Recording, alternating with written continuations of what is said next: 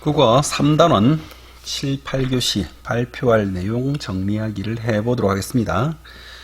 국어 3단원 지금 발표할 내용 정리하기는 앞서서 발표할 주제를 정하고 정한 주제를 에 대한 자료를 찾고 그리고 그 주제에 대한 자료를 찾기 전에 어떤 방식으로 발표할 것인지를 대략 정한 후에 마지막으로 정리하면서 하나의 글의 형태로 정리를 해보는 겁니다. 이렇게 하는 이유는 실제 발표에서 어떻게 할 것인지를 마지막으로 점검하는 그런 형태가 되겠죠. 이것 자체로도 하나의 훌륭한 글이에요. 근데 이제 우리는 이번 시간이 2시간인데요. 첫 번째 시간은 미래에 대한 인재라고 하는 그 하나의 그 대한이가 발표하려고 하고 정리한 글을 읽어보고 정리를 어떻게 하는 것이구나 하는 것을 보고, 원래는 모둠으로 해야 하는데 우리가 모둠이 없기 때문에 가정에서는 하나의 자료를 발표하는 형태로 이렇게 자료는 하나 혹은 2개 이렇게 하지만 그것을 한번 그 발표 형태로 정리하는 것을 연습해 보는 것으로서 해보도록 하겠습니다. 그렇다면 대한이가 발표할 내용을 쓴 글을 보고 우리는 어떻게 할 건지 한번 정리해 보도록 합시다. 대한이가 발표할 내용이 쓴 글입니다. 내용을 어떻게 구성했는지 생각하며 미래의 인재를 읽고 물음에 답해 봅시다. 미래의 인재, 사람의 재원이란 뜻이죠. 자, 시작하는 말. 안녕하세요. 일모듬의 발표를 맡은 김대한입니다. 우리의 미래를 생각하면서 우리 모둠은 미래에 어떤 인재가 필요할까? 미래에 필요한 인재가 무엇일까를 주제로 발표를 준비했습니다. 우리 모둠이 준비한 자료는 표와 동영상입니다. 자료를 보면서 발표를 들어주십시오. 그러니까 시작하는 말은 이 발표를 들을 대상, 즉 청중들에게 하는 안내입니다. 그러니까 주제가 무엇인지 안내했고, 그리고 준비한 자료는 표와 동영상이라는 것을 안내했습니다. 자료 1. 100대 기업의 인재상의 변화. 100대 기업이라고 하는 것은 우리나라의 기업 중에서 1등부터 100등까지 뽑은 거예요. 그러니까 이렇게 보면 우리나라에서 가장 큰 기업 혹은 가장 크고 가장 발전된 기업이라고 하니까 우리 사회가 혹은 우리 기업이 필요한 어떤 그런 것이 어떤 것인지를 또 볼 수가 있는 거죠.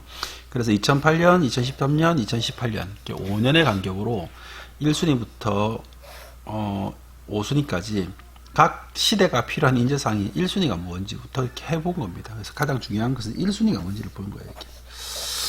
그래서 보면 2008년에도 창의성, 전문성, 도전정신, 원칙과 신뢰, 소통과 협력. 안 좋은 말 있습니까? 다 좋죠? 다 좋은데 그 중에서 제일 좋은 것은 창의성이라고 봤고, 13, 18년 마찬가지입니다. 그러니까 이 표를 보면서 보니까 밑에 보면 출처가 있어요. 출처라는 것은 이것의 표가 나온 것이 어디냐 이 말이에요. 자기가 조사한 것이 아니라면 어디서 가져왔는지를 출처를 밝혀야 됩니다. 출처. 가져온 곳. 그래서 대한상공회의소 2018년. 대한상공회의소라는 것은 우리나라의 상업과 공업을 하는 기업들이 모여서 연구하는 그런 회의도 하고 연구도 하는 곳이 대한상공회의소가 되겠습니다.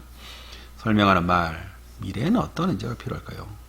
대한상공회의소에서 조사한 100대 기업의 인재상의 변화에 따르면 2018년에는 창의성이 1순위, 맞아요? 근데 2013년은 도전정신이, 2018년은 소통과 협력이 1순위였습니다. 이걸 다시 봅시다. 창의성이라는 것은 없는 것에서 새 것을 만들다, 뭐 이것도 되겠지만 기존의 것에서 새로운 것으로 변화시키는 능력, 그런 것도 역시 창의성이 될 겁니다. 도전정신이라는 것은 앞에 있는 위기를 극복할 수 있는 의지, 노력, 뭐 이런 것들을 말하는 거죠.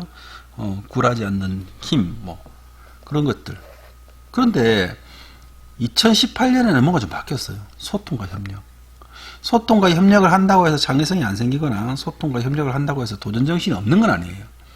소통과 협력을 통해서 새로운 것을 만들 수도 있고, 소통과 협력을 통해서 앞에 있는 집단의 위기를 극복하는 데 도움이 될 수도 있습니다. 그러나 소통과 협력 자체가 제일 위에 왔다는 것은 중요한 무언가의 시사점이 있어요. 시사점.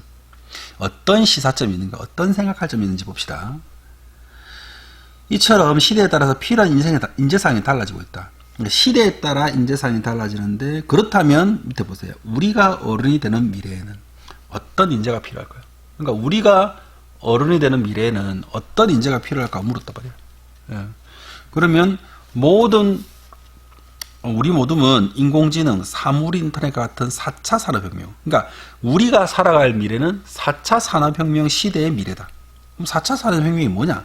그럼 1차, 2차, 3차가 있는데 1차는 농업혁명, 2차는 산업혁명, 3차가 정보화혁명이었고 4차는 인공지능, 사물 인터넷 같은 이런 것들이 그러니까 산업혁명이라는 것은 산업을 통해서 우리의 삶 자체가 완전히 바뀐 걸 산업혁명이라고 해요. 그러면 이제 인공지능은 뭘 말하는 거예요? AI를 말하죠. 예, AI. 사물 인터넷. 그 다음에 뭐 지금 휴대폰 통신 5G 뭐 이런 거 있죠. 이게 도대체 각각이 뭐길래 우리의 생활을 다 바꾸냐. 그럼 이 인공지능 봅시다, 인공지능. 사실 예전처럼 시험을 쳐가지고 얼마나 많이 외워서 그것을 답으로 풀어내느냐를 만약에 평가한다면 우리는 더 이상 공부할 필요를 못 느끼는 거예요. 그 이유는 인공지능이 인간보다 훨씬 잘하니까요. 그러니까 그렇다면 앞으로 인공지능한테 맡기면 되지 왜 우리 공부하느냐. 인공지능이 못하는 걸 해야 되거든요. 인공지능은 공부할 수 있도록 학습된 프로그램입니다. 그러면 이때까지 인간이 만들어 놓은 지식과 정보를 습득해서 그 중에 가장 옳았던 거, 가장 분명한 거, 가장 확실한 걸 잡아내는 기능은 있지만, 분석해내는 기능이 있지만, 앞으로 미래에 어떻게 될 것인가에 대한 분석, 그건 잘 안 되는 거예요. 그러니까 인간의 감정을 표현하거나, 인간의 복합된 감정들을 표현하는 이런 것들은 아직도 인간만이 할 수 있는 겁니다. 인간만이 사랑할 수 있고, 인간만이 자연에 대한 느낌을 표현하는데, 훨씬 더 주관적인 감정을 가지고 할 수 있는 거죠. 그런데 그거를 서로 협력하고 소통하는 힘을 길러야 인공지능이 할 수 없는 것을 하는 겁니다. 그러니까 한마디로 인공지능은 정말 훌륭한 능력을 가지고 있지만 정해지지 않은 것에 대해서는 프로그램되어 있지 않은 것에 대해서는 학습하는 능력이 떨어진다. 이렇게 볼 수 있겠죠. 사물 인터넷이라는 것은 전자기기나 인터넷에 접속되어지는 거의 모든 물건들과 함께 쌍방향 통신이 이루어진다는 겁니다. 이게 뭐 대단한 거냐? 세탁기나 냉장고 예를 들어 봅시다. 냉장고에 물건이 상한 게 있으면 주인에게 알려주는 기능이 될 수도 있고요. 반대로 집에 돌아갈 테니까 에어컨을 가동시키라고 이렇게 명령을 내릴 수도 있겠죠. 그리고 지금도 쓰는 겁니다. 집안에서 자동차 시동을 걸고, 그리고 휴대폰 앱으로 시동을 걸고, 그리고 출발하기 전에 차의 온도를 높이거나 낮추게 하는 방법도 지금 많이 이용되고 있습니다. 그것 가지고 뭐 세상이 바뀌는 건가? 뭐 편리한 기능 정도 아닌가? 이렇게 생각되겠지만, 진정한 것은 자율주행이에요. 자율주행. 이 자율주행이라고 하는 것은, 차가 스스로 가는 겁니다. 그러니까 내비게이션을 해놓으면, 차가 스스로 시동을 걸어 스스로 목적지까지 가주는 기능이죠. 완벽하게 자율주행이 펼쳐진다면 정말 재밌는 시대가 벌어질 겁니다. 거기다가 자동차가 전기차가 된다면 더욱더 재밌는 시대가 벌어질지도 모릅니다. 무슨 말이냐? 자동차가 스스로 움직여서 목적지까지 갈 수 있다면 우리는 굳이 자동차를 살 필요가 없는 거예요. 왜냐? 필요할 때마다 자동차를 부르면 자동차가 올 거니까요. 무슨 말이냐? 그냥 거리에 자동차가 돌아다닌다고 생각해 보세요. 운전자 없이 돌아다니는데 내가 필요하면 앱으로 자동차를 부르고 그리고 목적지까지 돌아간 다음에 주차해야 될 필요 없이 이 차는 그냥 돌아다니는 거죠. 이렇게 된다면 우리는 주차장도 필요 없을 것이고요. 그리고 자동차를 소유하기 위해서 그 수없이 많은 비용을 지불하지 않아도 됩니다.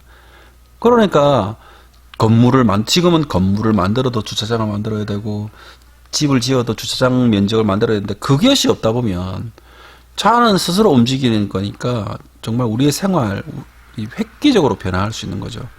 우리가 지금 서울에서 밀양까지 이렇게 자동차를 타고 간다고 생각해 봅시다. 그럼 운전자는 한시도 한눈을 팔지 않고 목적지까지 운전을 해야 합니다.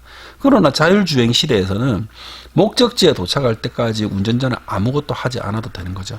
그렇다면 자동차에서 휴식을 취할 수도 있고 자동차는 아마 거대한 엔터테이너를 할 수 있는 그런 장치가 될 겁니다. 그러니까 완전 삶이 바뀌는 거예요. 자동차에서 게임도 하고 자동차에서 인터넷도 하면서 물건도 주문할 수 있고 영화도 볼 수 있는 이런 삶이라면 정말 우리의 삶이 달라지지 않을까라고 하는 거죠. 이전과는 다른 산업의 형태가 나타나면서 필요한 인자도 달라질 것이라고 예상했습니다. 미래에는 변화가 굉장히 빠른 속도로 일어나기 때문에 미래의 인재의 가장 중요한 것은 매일 배우려는 의지라고 생각합니다. 자, 그 다음에 교과서. 이걸 보면은, 다음 준비한 자료는 한국교육개발공사에서 방송한 일자리의 미래입니다. 자료를 보면서 발표를 이어가겠습니다. 그러니까 이거는 미래의 일자리에 대한 동영상을 보고 하는 거예요. 2020년까지 사라진 일자리는 510만 개로 미래에는 한 사람이 평균 4-5개 직업을 가져야 한다고 합니다. 우리가 이런 미래에서 성공하려면 여러 분야에서 다양한 능력을 갖춰야 합니다. 경제협력개발기구 OECD랍니다. 보통 선진국이라고 부르는 나라들의 모임인데요. 정리한 미래 핵심 역량은 도구 활용 능력, 사회적 상호작용 능력, 자기의 삶에 대한 자주적인 관리 능력입니다. 그러니까 앞서서 발표한 100대 기업의 인재상에서도 나타난 소통, 협력, 전문성과 관련이 있습니다. 그러니까 이 소통, 협력, 전문성 하려면 자기의 삶에 대한 자주적 관리 능력이 있어야 된다는 거예요. 그래서 도구를 활용하고 상호작용할 수 있고 자주적 관리 능력이 있어야 됩니다. 이러한 능력을 배우려고 핀란드, 독일, 아르헨티나 같은 세계 여러 나라에서는 단순한 암기 교육이 아니라 현실에 적용할 수 있는 능력을 키우기 위한 역량 중심 교육을 강화해야 돼. 우리가 지금 배우고 있는 것이 역량 중심 교육입니다. 미래에는 더 많은 변화가 더 빨리 이루어질 것입니다. 미래에 우리에게 필요한 능력은 기계가 대신할 수 없는 인간만이 지니는 능력이라고 합니다. 인간만이 지니는 능력. 그럼 인간만이 지니는 능력이 뭘까?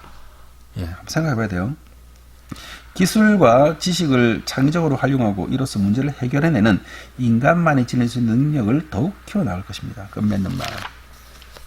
지금까지 미래는 어떤 인재가 필요할까? 라는 주제로 발표했습니다. 발표를 준비하면서 미래에 훌륭한 사람이 되려면 어떻게 준비해야 할지 친구들과 생각을 해볼 수 있었습니다. 이상으로 우리 모든 발표를 마치겠습니다. 끝까지 잘 들어주셔서 감사합니다. 전체적으로 제목, 시작하는 말, 그리고 자료에 대한 설명, 끝내맺는 말 이렇게 구성되어 있습니다. 그래서 발표의 주제는 미래의 인재가 되고 자료는 표와 동영상을 준비했습니다. 그래서 발표한 주제가 상당히 잘 어울리죠. 그래서 여러분들이 해야 할 것은 교과서 110쪽에 있는 우리가 어떻게 해야 될 건지 우리 것에 대한 발표, 내가 무슨 주제를 해서 어떻게 발표할 것인지를 앞에 있는 제목, 시작하는 말, 자료, 설명하는 말, 끝내는 말 이런 형태로 다시 할까요? 제목, 시작하는 말, 자료, 설명, 그리고 끝내는 말. 혼자 하기 때문에 한 개의 주제로. 그래서 자료가 있고 여기 보면 자료, 설명하는 말 이런 식으로 해서 112쪽까지 정리를 해보는 것이 3단원 8자시의 내용입니다. 그래서 여러분들이 여기까지 112쪽까지 가정해서 해보시기 바랍니다. 수고하셨습니다.